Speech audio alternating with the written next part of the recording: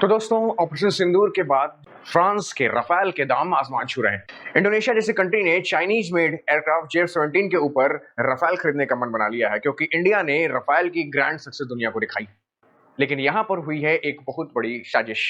दोस्तों, जब आपके अपने पराये मिलकर आपकी टांगे खींचना शुरू कर दें, तो आप समझ जाइए कि आप अब तरक्की की राह पर हैं। सेम यही बात फ्रांस ने हुई है। फ्रांस ने रफाल के सोर्स कोड देने से मना कर दिया है। दोस्तों, ऐसा तब जब रफाल पूरी तरह से हाई डिमांड पर है। वो जानता है कि अगर इंडिया को सोर्स कोड मिलता है तो उससे इंडिया अपनी हिसाब से रफाल के अंदर चेंजेस करवा सकता है। और टेक्नोलॉजी की इस चेंजिंग के मामले में हमारा कोई तोड़ नहीं है। मैं ये खुद से नहीं कह रहा। सुखोई MKI-30 के सारी मिसाइल्स बदल करके, उस सोर्स कोड को बदल करके हमने उसमें ब्रह्मोस मिसाइलें इनफिट की, जिसने 11 एयरबेसेस पर तहलका मचाया। जबकि सुखोई MKI-30 अभी उतनी एडवांस एयरक्राफ्ट नहीं है जितना रफाल।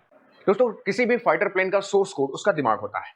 उसी सोर्स कोड के हिसाब से उनमें लगने वाली मिसाइलें काम करती हैं। जैसे रफाल के साथ साथ जो मिसाइल इनबिल्ट आती है वो है माइका, MICA। जाहिर सी बात है, आप रफाल के लिए अगर पैसे देंगे तो आपको माइका भी खरीदनी पड़ेगी। माइका एक यूरोपियन कंपनी द्वारा बनाई गई मिसाइल है, जिसको आराम से इंडियंस मिसाइलें रिप्लेस कर रही हैं। इंडिया चाहता है कि रफाल का सोर्स कोड मिले, जिससे कि उसमें चेंजिंग करके इन माइकास को हटा के अपनी अस्त्र 2 मिसाइल लगाए।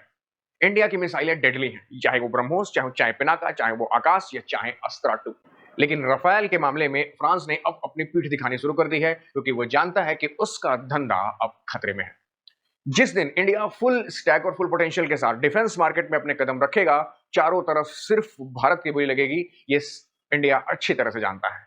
हमने कम रिसोर्स में भी ऐसी ऐसी मिसाइल्स तैयार की हैं जो इन मिसाइल्स को सीधे सीधे टक्कर देती हैं। इसका अंदाजा इस बात से लगाया जा सकता है कि दुनिया भर में 10 से ऊपर कंट्री ऐसी हैं जिन्होंने ब्रह्मोस मिसाइल को खरीदने के लिए कतार बना रखी। यही नहीं, भारत ने जिस PL-15 चाइनीज मिसाइल को इंटरसेप्ट किया है, वो बहुत ही डेंजरस मिसाइल है, जिसे चाइना बताता रहा है।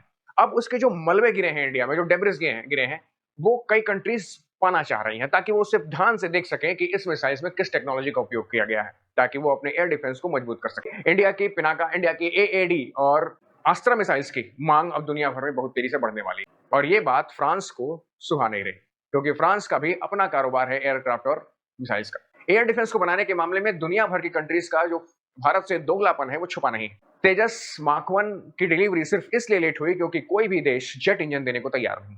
भारत के स्वदेशी कावेरी जेट इंजन में भी कुछ टेक्नोलॉजी ट्रांसफर की इंसेंशियल जरूरत थी, जिसे फ्रांस ने देने से मना कर दिया। जबकि भारत ने अभी 36 रफाल की डील की थी और अब मरीन्स यानी नेवी के लिए भी रफाल M की डील फाइनल कर चुका है।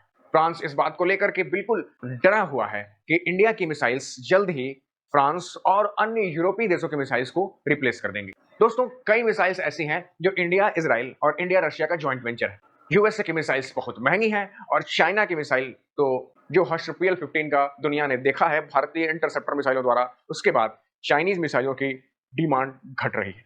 ऐसे में यूरोपियन कंपनीज और इंडियन कंपनीज में जबरदस्त टक्कर होने वाली है इन फ्यूचर। फिर भी भारत इन दोगलेपन और इन चीजों से नहीं डरेगा।